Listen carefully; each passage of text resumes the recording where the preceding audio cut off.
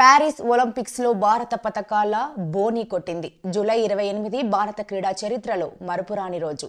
ఏండ్లుగా ఊరిస్తూ వస్తున్న మహిళల షూటింగ్ లో పతక కరువు ఎట్టకేలకు తీరింది. చిక్కినట్లే చిక్కి ఇన్ని రోజులు అందని ద్రాక్షలా ఊరిస్తూ వచ్చిన పతకం ఎట్టకేలకు మన ఒడికి చేరింది. భారీ అంచనాల మధ్య బరిలో దిగిన యువ షూటర్ మను భాకర్ కాంక్ష పథకంతో కొత్త చరిత్ర లిఖించింది. ఆదివారం జరిగిన మహిళా 10 మీటర్ల ఎయిర్ పిస్టల్ వ్యక్తిగత విభాగంలో భాకర్ కంచు ఒడిసి పట్టుకుంది. హోరాహోరీగా జరిగిన పతక పోరులో కొరియాకు చెందిన వైజీ కిమ్ వరుసగా స్వర్ణ, రజత పతకాలు కైవసం చేసుకున్నారు. 3వ స్థానంతో ఫైనల్ పోరుకు అర్హత సాధించిన భాకర్ అదే స్థానంతో పతకాన్ని కైవసం చేసుకుంది.